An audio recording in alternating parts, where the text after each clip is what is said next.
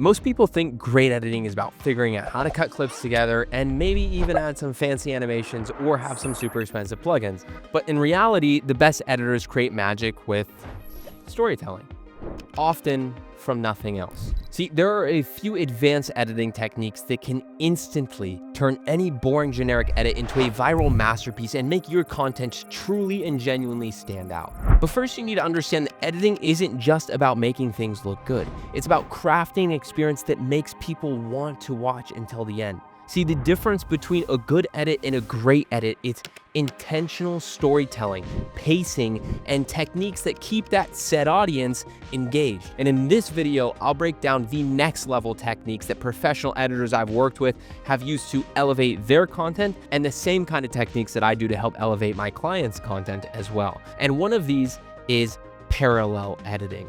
And this will show you how to create a story even when there isn't one that exists. See, forget the generic make a cut every 3 to 5 seconds rule. And I know even I at times have said this in the past, but I've changed my thinking on this. See, true pacing, it's about rhythm, it's about contrast, and it's about emotion. And to achieve this, sometimes we can't be retained to a specific number of seconds between cuts or between what comes on screen. In fact, the first thing I want to talk about within this point is rhythm editing. So what I like to do is use the natural tempo of speech or of dialogue and of music to drive cuts forward. Essentially, I want you to understand that slow pacing isn't bad. I know it has a bad reputation within the YouTube space because of that like Mr. Beastification and retention editing, but slow pacing isn't bad. Sometimes in the right cases, it builds tension before a big drop or payoff of some sort, right? Or reveal. I like to recommend and do myself is just watch a lot of movies, watch a lot of viral videos, and pay really close attention to the rhythm. And eventually this whole editing with rhythm, it will begin to come naturally and it will become intuitive. Contrast-based cutting. See, if every cut is fast, the audience will just get numb, right? They'll get bored. Like it'll be engaging at first, but then they'll get over it. So alternatively, I like to do fast, slow, fast for better engagement. And I don't do fast, slow, fast every time. This is just like the name that I gave this for contrast editing as like a principle. But when you do it this way, or contrast-based cutting in this way, it really helps boost engagement. And even the recent YouTube analytics from my clients, they show this to be the case. And it's essentially just don't stick with the same exact rhythm for the entire video, but switch it up. Some parts might be faster, some parts might be slower. Lean into that. I also want to mention micro cutting for engagement. So these are like little micro actions that you could do that could help with engagement within your edit. And one of the things I see a lot of editors do is just adding a bunch of jump cuts. What you can do alternatively is zoom into subtle facial expressions or micro reactions to create subconscious emotion or depth within your edit or video, right? But don't overdo this. And I really want to like emphasize the fact that you do not want to overdo this. This has to be done very subtly. And if you do want to punch in, make sure that you focus on the eye line when doing so. So for example, when zooming into any sort of clip in any way, shape, or form, I like to always make sure I import a line into the timeline, and I like to keep the eye line at matching levels to make the cut feel seamless when I zoom in or zoom out. See, pacing is not about speed. It's about the illusion of speed. If your cut feels intentional, people stay engaged without even realizing why. Now, the second point I really want to emphasize here is motion design for seamless storytelling. And this is going to be a fun one because motion design is the hot thing within editing right now. Those like Imangadzi animation styles. But you know that you do not need to be a professional motion designer or animator in order to be a really good editor. Even one of the best video editors on YouTube, Hayden Hillier-Smith, who was Logan Paul's editor for a long time, and even is a host of the editing podcast where he talks with some of the world's best editors. And even he admits that he sucks at motion graphics, but he's one of the best editors because he's focused on storytelling. But with that said, in some cases, we can help elevate our stories when we use motion design to help bring points out or bring points to life. But true motion design, and I really want to fundamentally get this through your minds, it's about guiding attention strategically. By the way, I'll admit this is not my strong suit within editing. I'm much more like psychology and storytelling focused, but this is definitely something I do want to get better at, which is motion design, which is animations. And in getting better at that, I have learned 3 main principles from a few coaches that I have in terms of motion design. And on a few coaching calls that I've recently had with those professional motion designers, they've given me the following tips that now I'm going to pass on to you, which is one, when doing motion design, directional cuts and camera movements are really important. So for example, if a shot moves left, the next shot should continue that motion. And that's fundamentally within editing. And this is for visual continuity. But this is also applicable when talking about motion design or anything motion design related. That principle, of course, it can be broken and still work, but in most cases, it should stay the same. Why? Because this adds seamless flow. Now, the next gem that I got from these coaching calls were layered motion graphics, or essentially focusing on keeping things super simple. Similar to how the best editing should be invisible, the best motion graphics are simple ones that help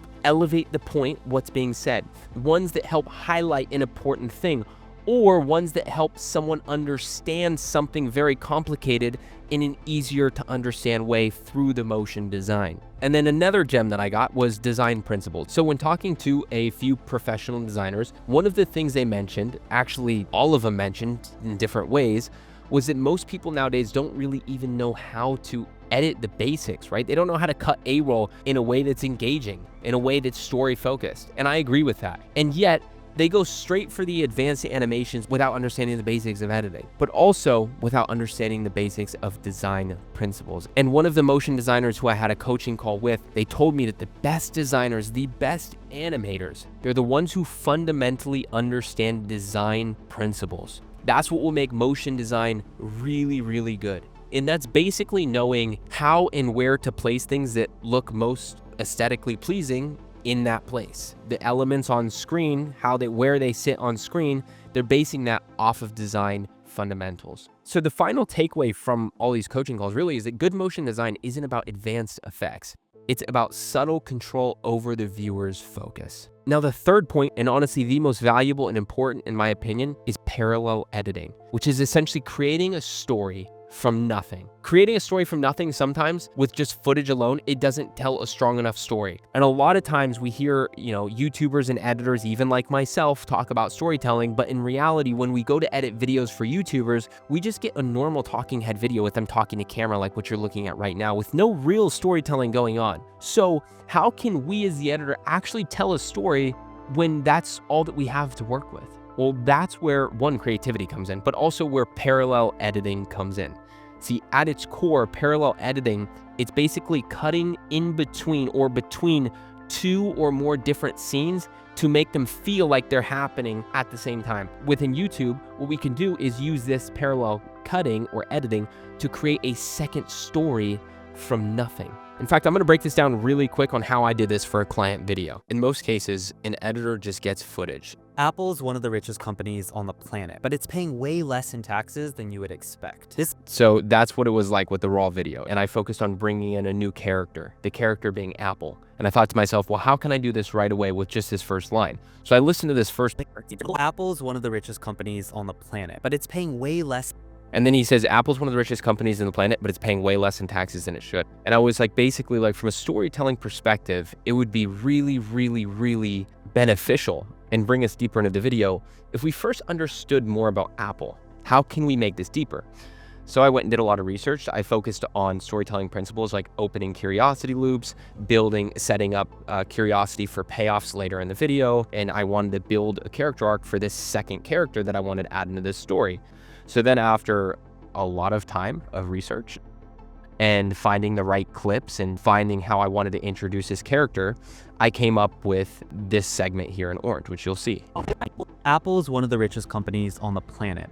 Today, Apple is going to reinvent the phone. It's hard to imagine life without Apple.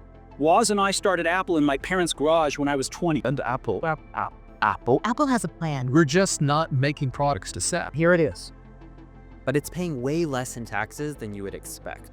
See, how much more does that bring you into the story, right? Significantly more. I think you would maybe even think it's a little bit ridiculous of how methodical I got with this. I didn't just put a montage together. I was very specific with how I wanted to do it. Again, I looked back to storytelling principles, fundamentals, building a character arc, So I first knew, well, what are the key components when it comes to Apple? What it's most famous for, one of the things, is the iPhone, right? It's a really big tech company, generally speaking. Steve Jobs, he's like a really big figure in terms of innovation, and he was a CEO of it, okay? There's even movies made about him. And the current CEO, Tim Cook. And those were the main things I had to go with. I was like, okay, those are a lot of different things I can build this character around. So I started with the idea that as if nobody knew what Apple was. So first, what I needed to do was I needed to set curiosity in an engaging way that keeps people watching for a couple seconds. And I also needed to introduce who started Apple, right? I needed to build this character. So to do that, I put a bunch of image of Steve Jobs. For a lot of people, they recognize this image, so they'll keep watching. And for others, I made it very quick and fast paced for maybe the people who have no idea who Apple is, but they're curious about who this person is on screen. And that's this first part. Today, Okay. And then during this, I start to have a voiceover, Steve Jobs introducing the first ever iPhone. Again, I'm approaching this as if nobody knows who Apple is or what Apple is.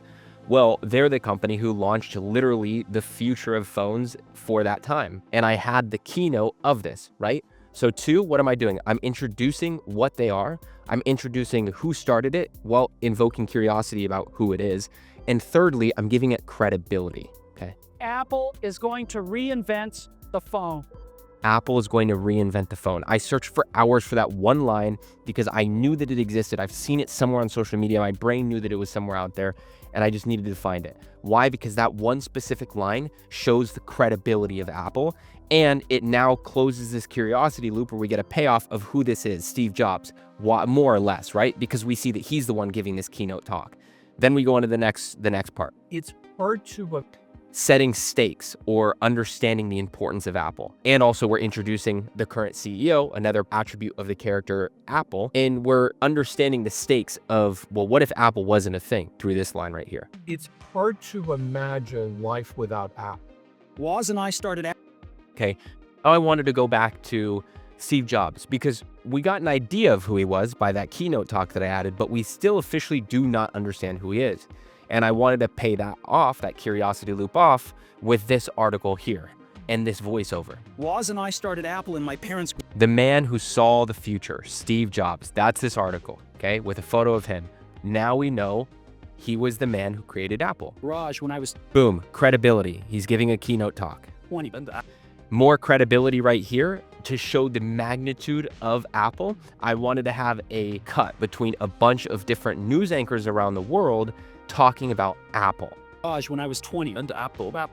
Apple has a plan. And then I wanted to add this in, Apple has a plan to set more curiosity, like, whoa, wait, what's their plan? Apple has a plan. We're just not making products to sell. Here it is.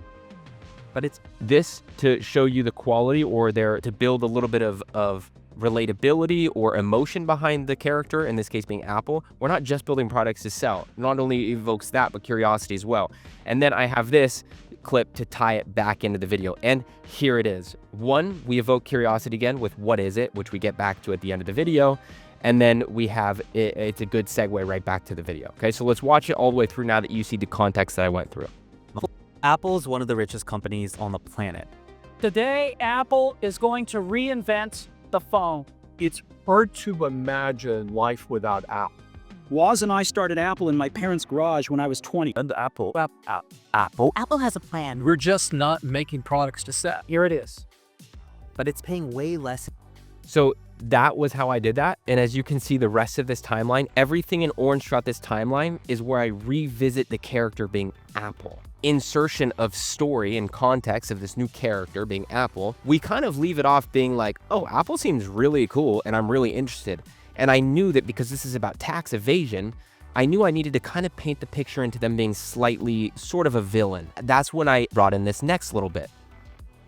Strategy. Apple may be trying to make up ground on AI. To that wording from the FBI to iPhone. Tax avoidance, pure and simple. Okay, and then I added a chapter here. I love separating things in chapters, but you see how I did that? I had a flicker or a montage of money, one, to set up curiosity. Why? Because we are about to get into the tax evasion, and I wanted to set that up. Hey, Apple says it's just about the products. It's not just about the products, it's about much more than that. It's not about the money. And now I'm kind of inserting that question in your mind, right? And I do this through a flicker between money and between news clips, Apple stores, money flickering again, actual videos that I got from the internet of Tim Cook, the current CEO, in court talking about this, and then the judge hitting the hammer, as in like case closed, and then we're just filled with curiosity. And now second guess our opinion on Apple, right? Let's watch it one more time. Of tax strategy. Apple may be trying to make up ground on AI. To that warning from the FBI to iPhone. Tax avoidance, pure and simple. First, let's set the stage. Apple is a Okay, so that's how I did that. So now that you guys have some context, I did this throughout the entire video. You see that I have it here as another montage of Apple, here again, here, here, here, here, here, here, and here at the end, okay? And I'm not gonna go through each one because it'll take forever, but you guys get the idea here. This is parallel editing. So what I did was I had everything that's in blue and green are the normal clips that I had, normal talking head footage, right? But what I did is I inserted a new character, a new storyline. I implemented parallel editing. And I took these storylines and I inserted it methodically throughout the video. And everything in orange, it's almost like a second video that's interweaving between this main video. What I'm doing here is I'm basically taking this and I'm weaving it in between the actual video, right? To build out a whole storyline of context in an engaging way.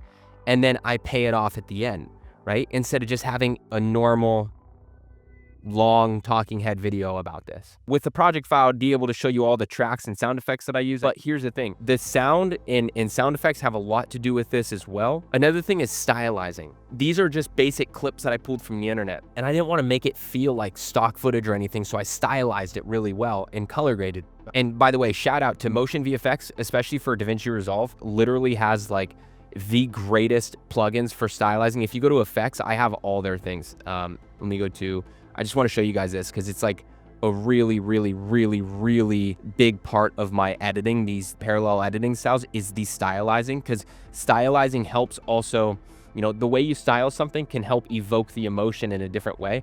So for example, let me just break down the style here before I show you guys the Motion VFX plugins that I used. Was I did a blur all around him, okay, a radial blur. And I even put a slight chromatic aberration and a color grade, right? And I did a slightly different kind of stylization for when I start to villainize them. I do a little bit more of a chromatic aberration. I make it feel a little bit more dark. And I let that help guide me as well. So like, for example, right here, Motion VFX, if I go down, I have my top favorite Motion VFX plugins is M Documentary and M Storytelling. And I'll tell you why. M Documentary, it is fantastic because of the overlay effects. So for example, you have anamorphic effects, you have this really cinematic documentary blurring, you have a sensor, you have everything that you need to tell a really good story visually through style with this plugin. It's absolutely fantastic. And then M Storytelling is another one I use for every single YouTube documentary that I edit, every single video I edit. You have, again, a nice M Storytelling blur. It just gives this really nice blurring effect that helps you tell your story a little bit deeper. These nice film burns, film dirt.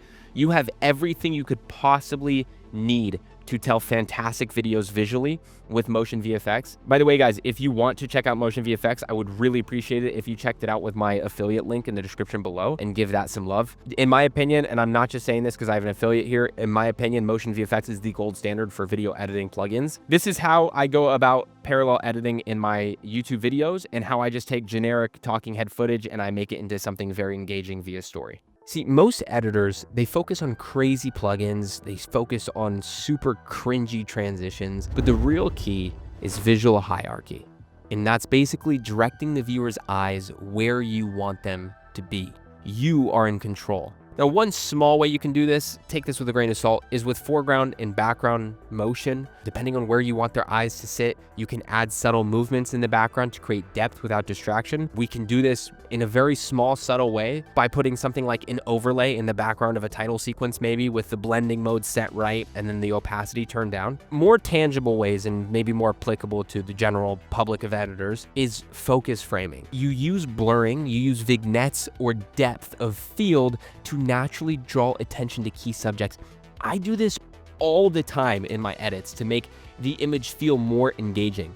In fact, a fantastic place to get the best assets possible in order to do this extremely well is with Motion VFX. Motion VFX is the gold standard for me with plugins, and they have fantastic plugins like M Documentary, where you have these blurring effects and really, really cool effects that are just drag and drop, and you can have an image look amazing and focus, and you can really use these effects to help shift the viewer's focus where you want it to be. By the way, I do have an affiliate link to Motion VFX. If you do want to check out those plugins, I will put that link in the description below. I'd really appreciate it if you use that link to get it. Another thing which is sort of similar, I use guided lighting and contrast. So have you ever noticed how, like films, big blockbuster films or whatever, they use lighting to highlight faces specifically, or color grading? Well, you can do the exact same thing with simple contrast manipulation within color grading. Fundamentally speaking, a professional edit doesn't just look cool, it's done strategically, right? It guides the eye through a structured journey. And using color grading is a tool that way too many editors outside of the film industry and inside the YouTube space do not utilize, right? Using color grading to show us where to focus on. Again, I do this all the time. I'm sure by now you've seen this common theme from this video, which is the best editors don't just cut clips, they craft experiences. They master pacing through rhythm and contrast. They use motion design to guide the attention. They implement parallel editing to create compelling stories, which, by the way, is my favorite way to do, and you saw the example that I gave you within the Apple video I edited. And then they also control the eye with intentional visual hierarchy. Basically, they take control of the viewer's eyes and where they want those eyes to sit on the screen. But here's the thing. If you guys want all of this mapped out for you with even more in-depth information and step-by-step action to learn to take these new skills and build a profitable editing business, then you can click the first link in the description below to check out my editing program all about that, where I have 3-hour plus masterclass videos on how to get clients, how to reach out to clients, how to be a better storyteller, how to be a better editor, you name it. So I highly recommend you check that out.